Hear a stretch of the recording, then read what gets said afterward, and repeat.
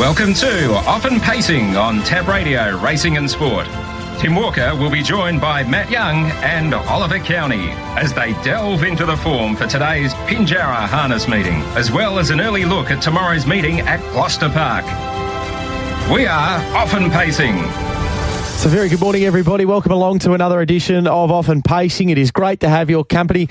This is the last time for the year that we're going to be doing our Monday morning program, Often Pacing. It'll be back again in the new year, so we're starting a little bit earlier and we might just extend it out a little bit this morning. We've got a big show on the way. We're going to catch up with Matt and Ollie in a couple of moments' time. Tim Stone is going to join us as well from Albany, celebrating 50 years down there this year, so we'll be able to talk a little bit about what is coming up with a particular eye on the 28th of December. Looking forward to that. Deni Roberts will join us as well off the back of Minstrel, finishing second on Saturday night, a brave second at that in the Interdominion, and also we'll be able to touch on what the next couple of days look like with her as well. Hopefully a chance to find a winner there today at Pinjarra. And we'll also have a chat to Cam Brown, the head of harness racing and special projects at Racing WA. He will join us in studio to tidy up the program for 2023. So I've put a little bit of extra homework towards our experts today, Oli Cownie and Matt Young. We're going to do all of the regular segments that you have come to know and hopefully enjoy over the course of the year, with horses to follow, also with tips for Pinjarra today in Gloucester Park, as it normally is tomorrow. Of course, tomorrow night it is down there at Narrogin, so we'll talk about that, and we'll also put it to the guys to bring up their three best moments in harness racing for this year. So we'll see what they have come up with. Let's get them into the program and not keep them waiting any longer. Oli Cownie, good morning to you. Good morning, Tim. Great week of racing just gone by. Look forward to getting stuck into it. Absolutely. Matt Young's along as well. Hello, Matthew. Very good morning again, Tim, Ollie, everyone tuned in. Great to have you both on the line. Well, let's talk about what was a great weekend of harness racing, and just very quickly before we get into the nitty-gritty, a quick look back at the Golden Nugget. So, Ollie, first and foremost, your thoughts there from Friday night, where Mr. Smarty was, on paper, the dominant 4-year-old, and he showed that on Friday nights. Oh, he was just fantastic again, wasn't he? And he showed that he's really the complete package now. He's just a really, really good racehorse. He was able to settle outside the leader. A lot of horses in that position, when they're going as slowly as they were in the early stages, might have started over racing, but he just settled beautifully outside. Never Ending, who we know at his best is a very high quality horse. He controlled the race from there, and there were some pretty fast horses just right in behind them, just getting really good runs, like Soradere and Lusaka and Rolling Fire, and he was able to hold them off pretty easily in the end, and he showed that he's probably a horse that next year will be a really big force in some of those Grand Circuit races. Matt, I know, obviously, watching the race with you on Friday night, it was one whereby there wasn't any extreme moves, but the best horse was certainly able to come out on top there, Mr. Smarty. It was a dominant win. Yeah, it was a dominant win. He went well. I mean, there's not really a huge amount to talk about the race. Mr. Smarty, we know how good he is. He was gutsy in winning. It was anticlimactic. The race was not a great visual, enjoyable race to watch as a spectator, because it was quite plain, really. So, look, Never Ending went well below his best, which really took the shine off the race of what we could have seen. And Mr. Smarty went as good as we thought he was going to go. And he's an outstanding horse. But yeah, as a spectacle, it was definitely one that doesn't make it into the top three for the year, I can tell you that, Tim. No, we'll talk about that in just a moment. But the Interdominion final on Saturday night, it was a spectacle, Matt. Unbelievable race, the Interdominion, and I think everyone in WA should be really proud of the performance that Minstrel's put in, representing the state, and not only Minstrel, but I thought Deni Roberts' drive on the Interdominion Grand Final was one of her best drives that I think I've ever seen. She just made all the moves at the right time.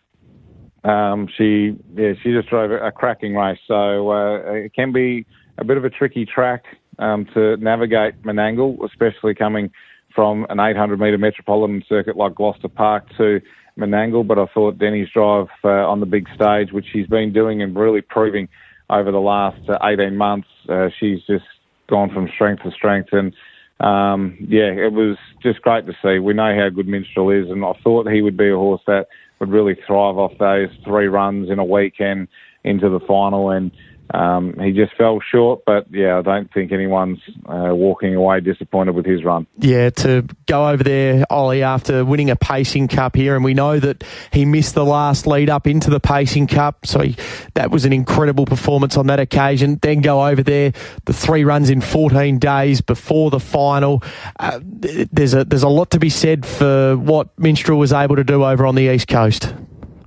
Oh, there certainly is, and I think can speak for a lot of harness racing fans in saying that the Interdominion final is the pinnacle of this sport, and it's a real test of trainer, driver and horses there with those 3 runs leading into that final. They had to travel, quite a long way throughout that series, which certainly would have taken it out of some of those horses. But in the end, those 3 horses, Minstrel, Don Hugo and Max the Light, that filled the placings, they were probably the three of the standout horses, but 3 of the standout drives, as Matt mentioned as well. The drive on Don Hugo was just unreal. He was so patient there, Luke McCarthy, to sit in the 1-1 when the leaders were just going too hard in the early stages. And the drive on Minstrel was fantastic. As soon as Deni saw Luke sort of heading towards the front, she got around them too, and it was just a terrific battle there. Don Hugo, just too good in the end. He sort of had made a name for himself, I guess, in the Eureka not that long ago. It was a slowly run race, and he got away with a fair bit there, but ever since, he's just been incredibly impressive, and he's really starting to put his name up there with some of the better horses in the country. I'd say Minstrel there on Saturday night, he was just absolutely incredible. To sit outside the leader in what was a world record time for the 2300 is just truly incredible. And Max the Light in third was outstanding, and even Terry in fourth, who was $126 in the end. He loomed up and nearly looked the winner at one stage. He was terrific, and other horses in behind them, like Dangerous, he was really good. He's another one that sort of took huge steps forward in this series, and it looks like we've got a really nice bunch of Grand Circuit horses heading forward, even with the series sort of having lost those 2 main names in Swayze and Leap to Fame. We ended up having a fantastic series, and I don't think it lost as much as people think it was going to. Spot on. All right, now for the final time, gents, let's get some horses to follow out of Friday night, and maybe a few of these might be able to make us $1 over the festive period. We'll let you get started first here, Matt. Yeah, look, I thought Hemwood Bay's return run was really good 2 starts ago, and that was at Gloucester Park on the Saturday night that I was there, and then he followed it up with a really good performance on Friday night. So he was 5 back the pegs, and then Cole Harper had the confidence to get onto the back of the 3-wide train, and I just thought his effort was full of merit, and his 2 runs back suggests he's not far out of winning a race again. I thought my Ultimate Chevron on the standing start was decent. He's been racing really consistently, and I think he's due to win one very soon, so he's one to well and truly follow. And Paul Edward is a horse that really caught my eye on Friday night. The race wasn't really run to suit. He had to come right out wide to make his run into the event.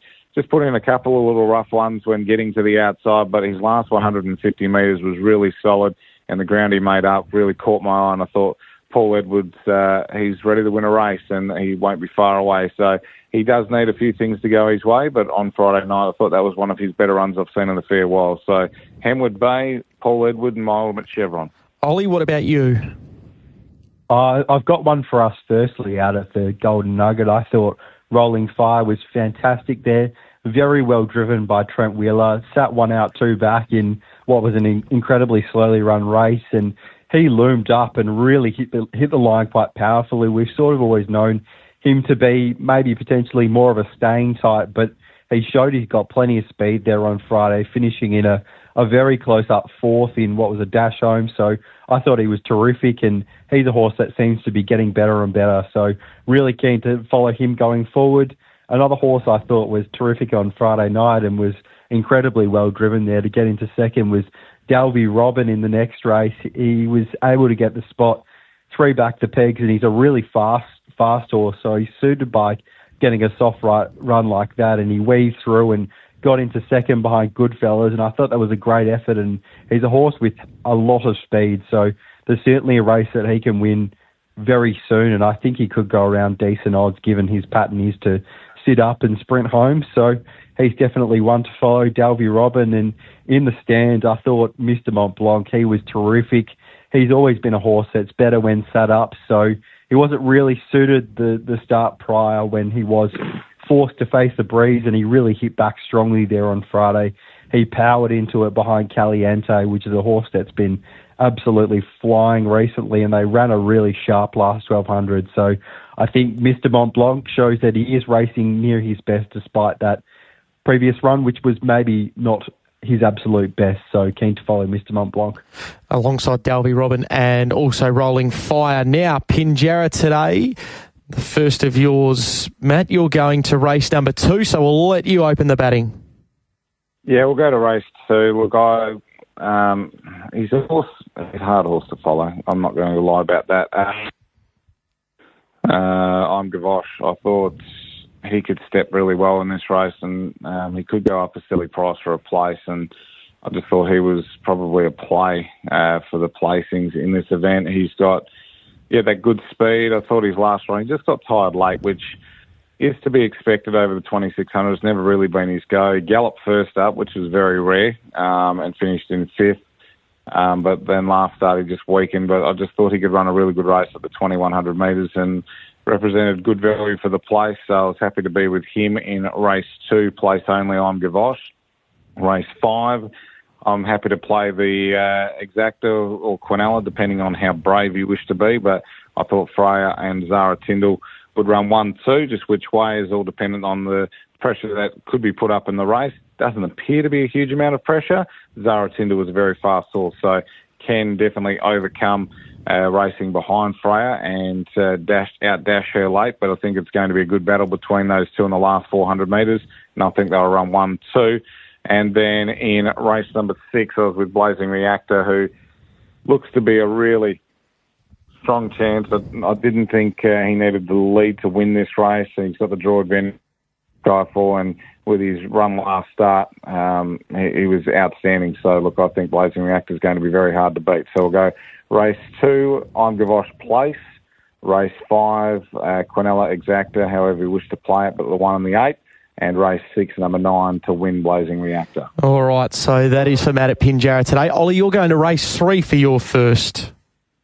Yeah, kick things off in race 3. It's sort of a little bit of a tricky race, this one. So I was going one at a bit more value. The favourite in this race is likely to be Scooter B, but that horse is drawn widest in this race, which could potentially make things a little bit tricky. American Major is a horse that it sounds like Ryan Bell's always had a really big rap for, and he returned really strongly there last start at Gloucester Park. It certainly wasn't a strong contest, and he only won that by 9 metres, but he did do it very easily. He went to the line pretty much untouched. He showed decent gate speed to suggest that he could probably work to the front here and give them something to catch. So at the better value, I'm happy to be with American Major over Captain's Creek and Scooter B, who he has the draw advantage on.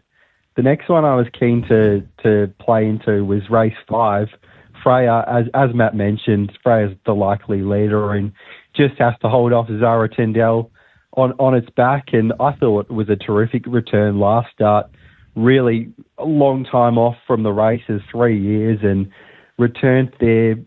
It wasn't really suited, got back in the run and was forced to make a wide run early in the race and really stayed on quite strongly there. In a strong enough race, Curious Boy won, and Curious Boy's been going quite well, and Wheelies Wadwick is in really good form as well, and that horse was into 3rd there, so I think that's probably a pretty strong form race, and Freya with the draw advantage from gate 1, I think is one for us to put into multis and things. I think she'll be winning that race. And then onto race 8, this one a little bit of value. I thought in race 8, Galveston John could work to the top. It's a horse with fantastic gate speed. Was really impressive first up there into 3rd in a reasonably strong race. So that looks pretty good form there for a race like this, a lightning lap behind Charco Eagle and Sonic Chips, who's been fantastic recently. The Dangers look to be out wider. I've always thought it's just a shot away the horse that's better when able to find the rails, and Lady De La Hoya is first up from a spell. So certainly queries on those horses, and if Galveston John can get away with a bit on the front end, I certainly think he'll prove hard to catch. So he looks a really good each-way bet in that race. All right, so that is in races 3, 5 and 8 for Ollie today. Okay, we turn our attention to Narrogin tomorrow night. Of course, normally Gloucester Park, but with Gloucester Park on Saturday, we go to Narrogin. And Matt, we'll let you start off here for tomorrow night's card. Okay, so, it's got an earlier start too tomorrow from Narrogin, just after 4 o'clock. So that's important to take note. There's some really good fields tomorrow. I'm looking forward to watching the meeting unfold, but we'll wait until race 5 to really get excited. I thought American Monarch's been racing really well. Had a little bit of a setback. Obviously, was down to race twice last week. Had a float mishap on the way to Gloucester Park and was scratched from those 2 races. The 1,800 metres, last 5 less than $8,000 race, 2 off the back row.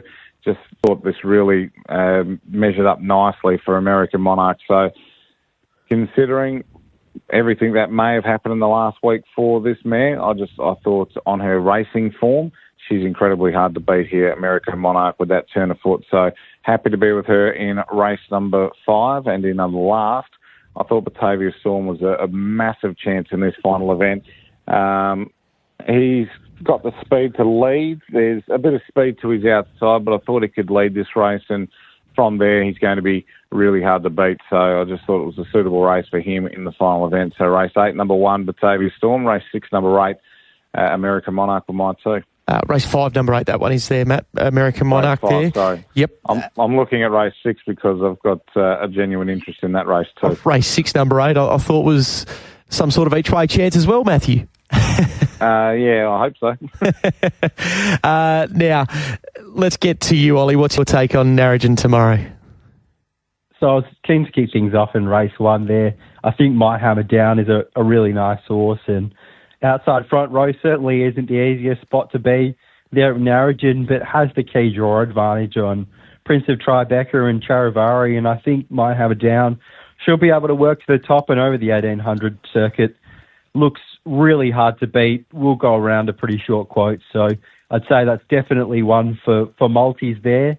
And then into race 2, something we could probably multi My Hammer Down with is Bella Regata. Not a horse with brilliant gate speed, but I think maybe a little bit of a stagger in that race could allow it to drive through, lead them up, and certainly leading them up would be incredibly hard to beat in a race like that. She's a horse that is strong and tough, so I think from the front end she should be able to hold off her rivals. It looks like the main danger is on her back in Sea Fury, and Sea Fury's a really fast horse, so Carl will certainly be doing his best to hold that horse in, but I think Bella Regata can get away with enough on the front end to lead and win. All right, so we start the night off hopefully in fine form there with My Hammer Down and Bella Regata. Okay, gents, I've put the work to you over the weekend. The best 3 moments in harness racing this year. Matt, we'll let you start off. What have you got for us?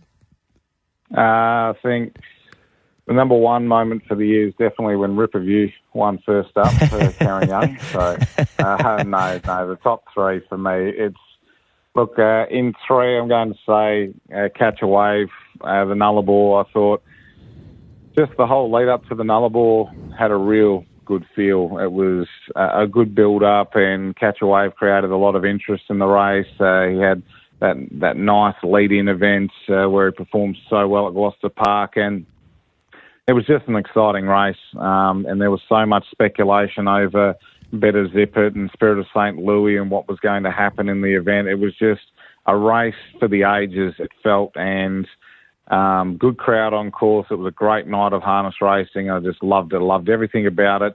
And the battle between Kate Gath and Deni Roberts with Minstrel in second place. It was just wonderful to see. And I thought that was definitely one of the moments of the year. I'm putting number 2 in Minstrel, winning the Pacing Cup. I thought the training effort to be able to get that horse second up, 3 weeks between runs to win a Pacing Cup, doing all the work, sitting outside them, race record. It's just Deni Roberts, the first female driver to win the WA Pacing Cup. It was just, there was so much attached to it, and Minstrel, as we know, has gone on and done so much and running second in the Interdominion Grand Final. But I thought it was just a great race and had to fend off the late challenge of the new kid on the block, Mr. Smarty. So, yeah, I really enjoyed watching Minstrel win the Pacing Cup. And then the number 1 spot is, I'm a big fan of seeing the country trainers get their moment in the sun, and I thought the Westbred 2-year-old fillies final was the moment of the year for me, with Raynette for Frank, Adam, Ricky Nafranic, the Nafranic family. They won the Champagne Stakes with this horse.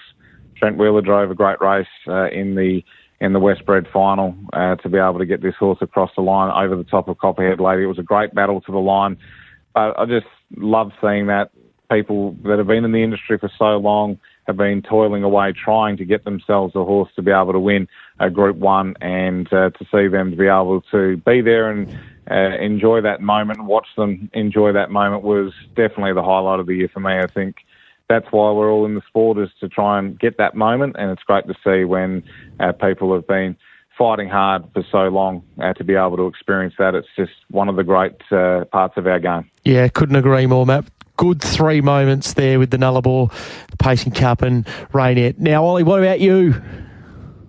My third biggest moment, best performance for the year, was the performance of both Swayze in the New Zealand Cup, but also Swayze's trainer, Jason Grimson. I thought it was just one of the greatest training performances you'll ever see. Swayze obviously went around at Young on the Friday night before heading off to New Zealand to tackle the New Zealand Cup, which is obviously not only the pinnacle in New Zealand, but it could be the pinnacle in both New Zealand and Australian racing. It's just such a massive race over there.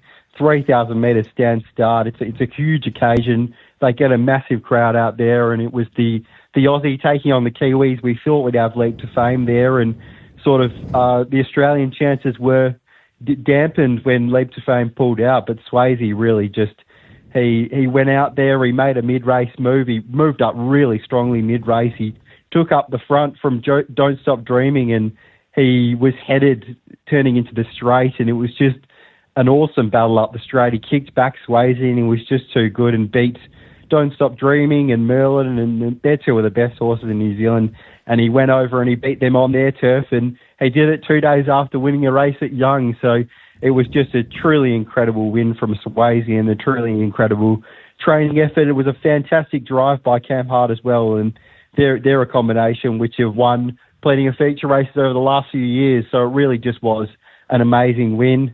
The second one I had was just a horse that's emerged over this year and really looks to be one of the most exciting horses in world harness racing, in Kiang Zahara. She went over to New Zealand. She'd obviously already made a name for herself in Australia, showing she is one of the greatest 3-year-old trotters to have ever graced a race course. And she went over to New Zealand on one of their biggest days in the Ascent. She was forced to park out there.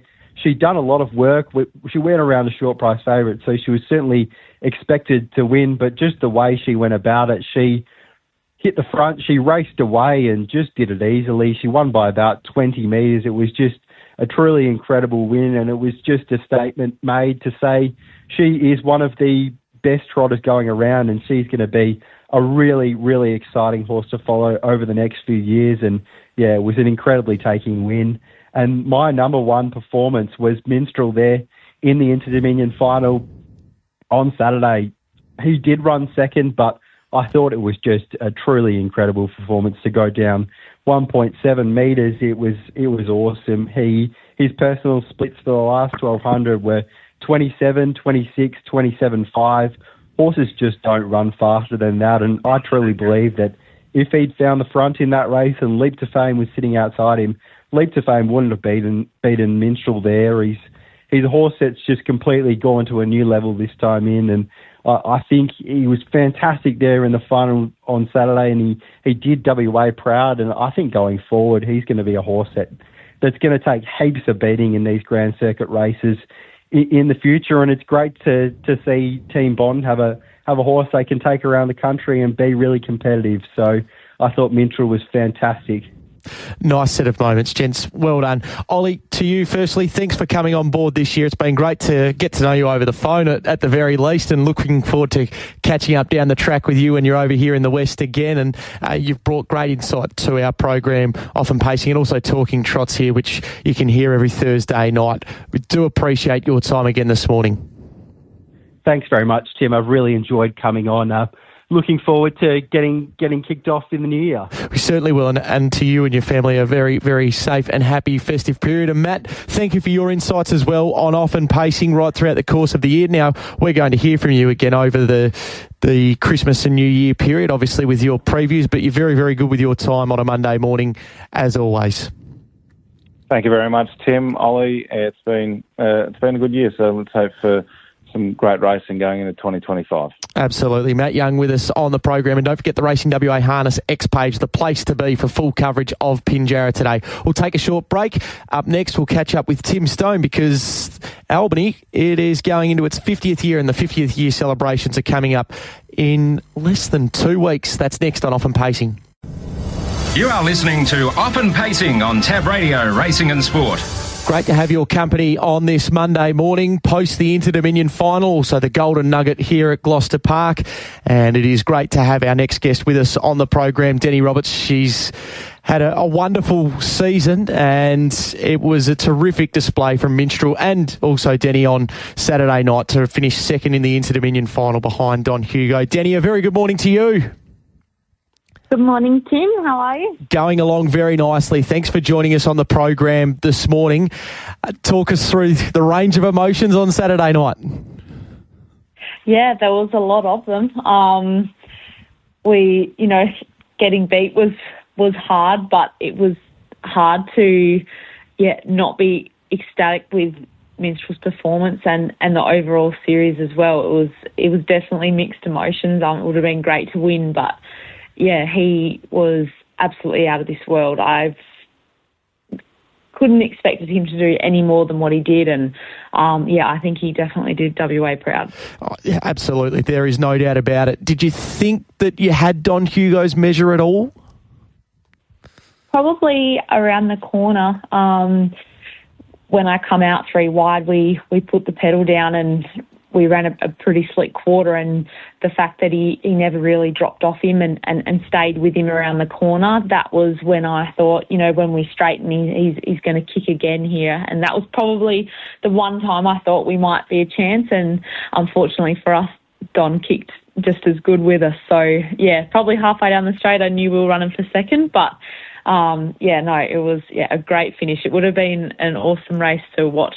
Definitely. Yeah, it certainly was. And I know watching on, it was quite exciting there for a while as he looked like he was going to get past Don Hugo, but he lost no admirers, Minstrel. You mentioned about how he was out of this world. Is that as well as he's gone, or is that perhaps being a bit disrespectful to his Pacing Cup win? I think it's hard to compare the times. Obviously, they're going to run pretty slick on Menangles. But the way he feels, I think, it's probably fair to say he's going the best he ever has. Whether I think both runs were great. I don't really know which one was better. Probably they were both the same, to be honest. Yep. But he's taken a long way to get to his peak, but he's absolutely flying at the moment.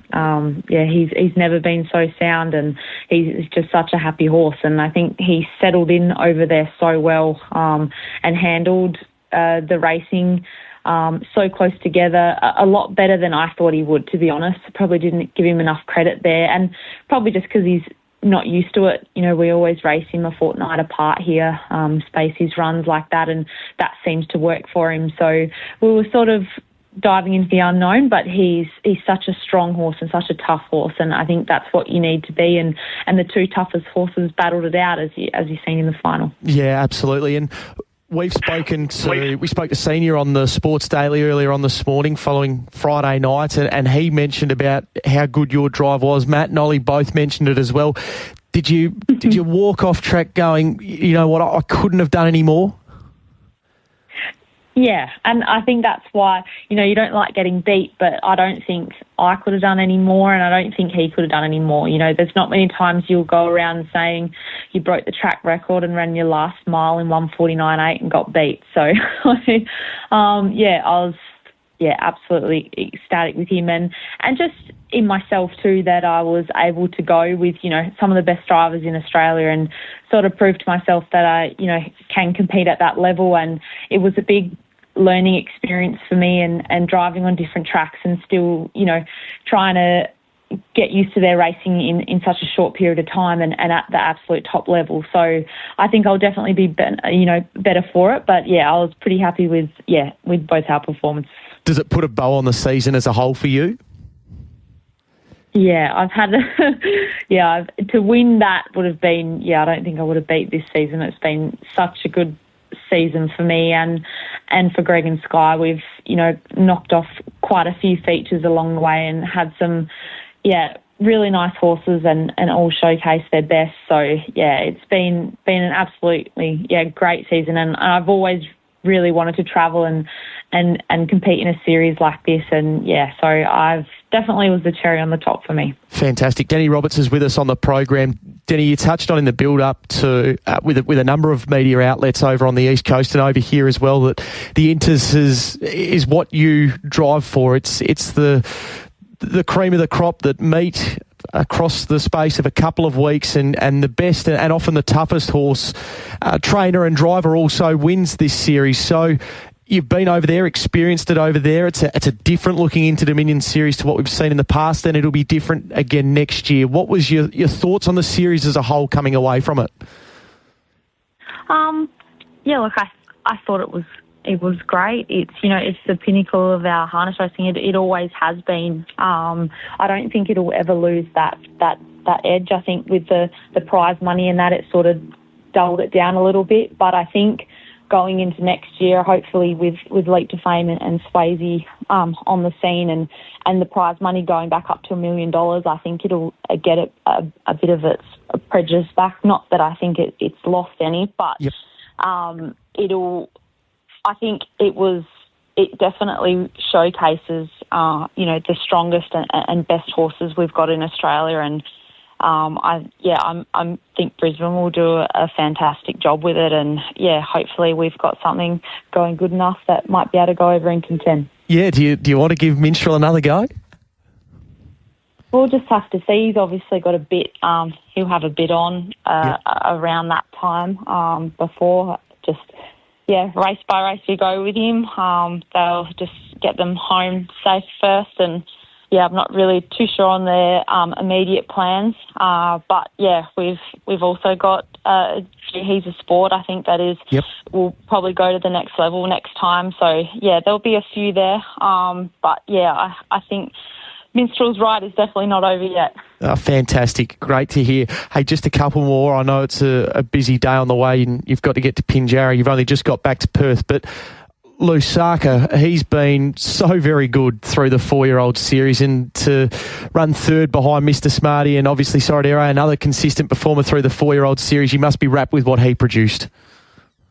Yeah, he was outstanding on Friday. I couldn't expect much more from him either, the way the race was run. It was a bit of a brave move. I thought Aiden would have got rid of me. We just come hard and fast and hope we could get on top of them and try and get into it that way.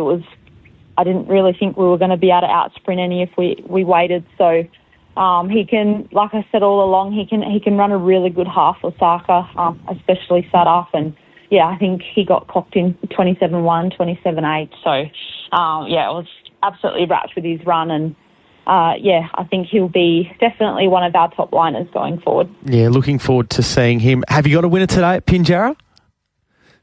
Got a few chances. Hold That Gold looks a good race for him. Yep. He's drawn a bit awkward, but he's got pretty good gate speed. So, if he could find his way to the front, it could be a chance. Captain's Creek. He, comes up against American Major and Scooter B, but he's got pretty good ability on his side as well. So, if we can get him into a nice spot, I think he'll run a race. And I think I've got Blazing Reactors actually got a run. I think a big drop in grade for him, and actually not sure about the one lap, but as we've seen last start, he's very fast. So hopefully I can just use it at the end this time. Terrific. Thank you so much for coming on the program. We know you've just touched down in Perth, so we do appreciate it. Congratulations on Saturday night. Well and truly flew the WA flag proudly, and look forward to catching up with you again going forward. Deni, all the best. No worries, Tim. Thank you. Deni Roberts with us on the program off the back of Minstrel's brave second on Saturday night. And we keep rolling. One man who was over there watching all of the Interdominion action and is with us in the studio this morning is the head of harness racing and special projects at Racing WA, Cam Brown. Cam, good morning to you. Hey, Tim. How are you? Very well. How was Saturday? It was really good. Interdominion for Paces itself was a terrific race. Yeah. And didn't Minstrel go awesome? I think it was probably the barrier draw advantage, and the fact that the winner got, I suppose, in front of it was probably the difference in winning the race. We've spoken a lot about Deni and Minstrel and Greg and Sky this morning. It's a great ride that they're on at the moment. And just for Deni in particular herself, we were speaking to her there. Did you get a real sense of how big a moment it was for her being over there? Yeah, absolutely. And the heart was going at the top of the straight. I think the dream was there and the race was to be won. Obviously, Don Hugo kept kicking down the lane, but at the 100, we thought WA was a real chance here. And I suppose for Minstrel, the next year is it's green light. It's so many great races, whether it's the Interdominion, the Nullarbor, the Fremantle Cup. It's got every chance to earn a lot of money and fly the flag for WA going forward. So for the winner, Don Hugo, and hopefully we'll be able to chat to Luke on the Sports Daily at some stage this week. It's a crowning moment for Luke, isn't it? Yeah, absolutely. His first Interdominion, and what a beautiful driver he is. Yeah.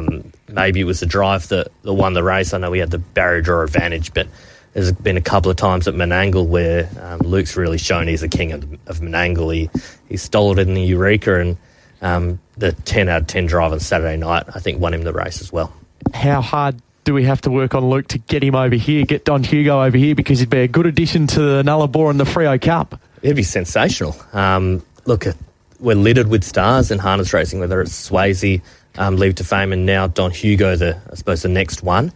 It'd be good to get all three, and be great to get Luke here back in WA. I know he's been here a couple of times, and he's the one we'd love. Yeah, absolutely. Just on the Inters, I put the question to Deni there as well on the series as a whole and what she made of it. And it's going to be a different looking series again next year, albeit a richer one. Queensland are really going to put a bit of love and care into the Inters, which I think a lot of harness racing fans would love.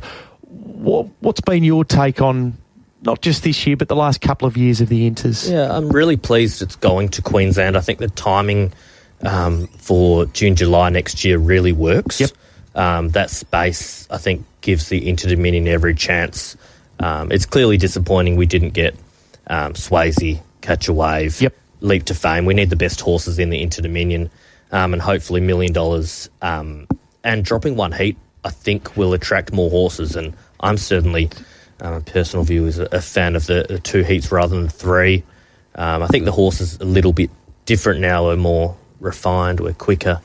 And I think the two heats may attract a few more horses to go there. Yeah, okay, so that was going to be the next question. And that was a question with Tenzing Bromack. I know, speaking to Greg and Sky in the build-up, how he would handle the four runs across the fortnight. And now it gives, perhaps going back just to two heats and a final, you think gives that opportunity for more horses to get there, and it's a bit more attractive in that sense? I think so, absolutely. Yep. Catch a Way is probably one I think about, obviously. Yep. He's almost a Perth horse. Yeah, He's one that I'm sure will relish the two heats in the final rather than three. And at the end of the day, we just want our best horses racing in an Interdominion. It's still Australia's most famous race. Yeah. And Australia's most premier race. And, to repeat, I think we just want our best horses there in the final, all going head-to-head. And hopefully that happens in Brisbane. The head of harness racing and special projects, Cameron Brown, is with us in the studio this morning as we round out Off and Pacing for 2024. So what the Interdominion going to that June-July time slot means is that the Blacks of Fate goes back in the year to November, December time, roughly. Is it mid-November, I think, was the expectation? I know there was a bit to play out over the weekend. We spoke to Michael Radley, CEO at Gloucester Park, and if it was to be his way, that this time in 12 months, we'd be off the back of a WA Pacing Cup instead of a Golden Nugget. Is this something that you expect will happen? The 4-year-olds will swap with the free-for-allers? Yeah, I think so. And I think for a couple of years, with the Interdominion in the spot it was, we had to move around a little bit. Yep. And the change of the season too. I do think we need to have the Pacing Cup as the grand final, as the last of our features over that 6-week period, and have the 4-year-old races, the Nugget, and the 4-year-old Classic as well lead up into the Pacing Cup, and that unearths another star, I think, and that's another little narrative working towards our best race, the Pacing Cup, in that period. Cameron Brown with us. Now, Cam, let's just talk about as well another West Aussie that was over there in New South Wales on Saturday night and was there throughout the course of last week, Kyle Symington. Did you get to catch up with him over there? Yeah, saw him for a moment. He was running around and look, didn't he represent WA also well?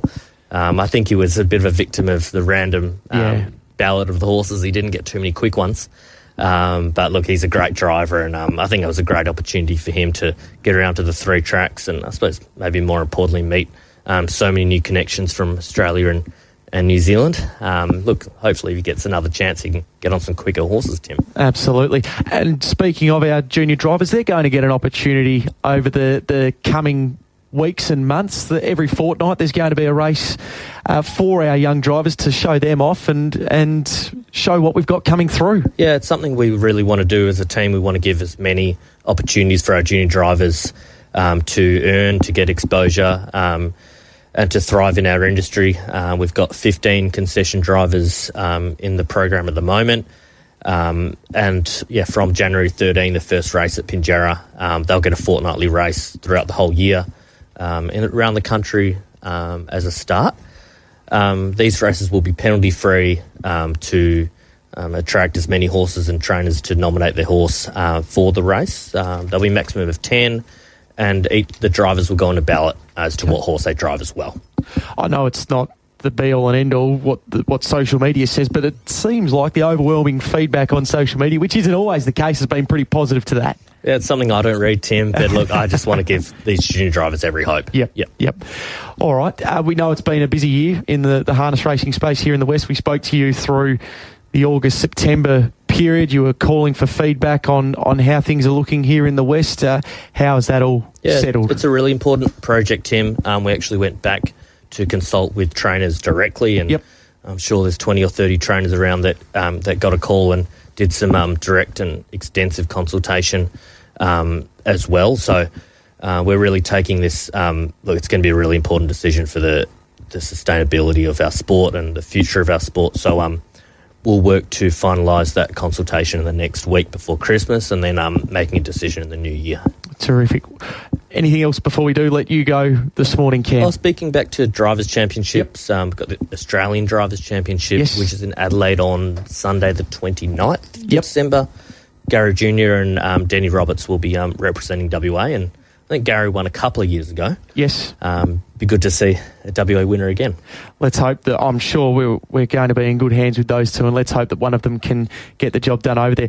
You're our last guest on the program for 2024, Cam. You've been very good with your time, always good coming in the studio, and whenever I'll send the message to see if you can come on the program, you're always very good with your time, so appreciate it. Good luck for the festive period. It gets busier and busier. Obviously, Albany underway, celebrating the 50 years there. We spoke to Tim Stone earlier on, and Bustleton, that's everyone's favourite, not too far from getting underway as well. Yeah, it's a great period of holiday racing. So thanks, Tim, and thanks to the listeners. Terrific. Cameron Brown with us, the head of harness racing and special projects at Racing WA. That's us done on Off and Pacing for the year. We do appreciate your time. Every Monday morning it is a lot of fun coming in here and talking harness racing with a range of special guests and also Ollie and Matt, our form experts. Hopefully you've been able to find a winner, and we've been able to guide you through and educate you in harness racing over the course of the year, and we look forward to doing it all again in 2025. It'll be back early in the mid-year, so make sure you keep an ear out, and hopefully there is a very safe and happy festive period that is on the way for you and your loved ones. Looking forward to your company again next year on Often Pacing. Chances are you're about to lose. For free and confidential support, visit gamblinghelpline.org.au.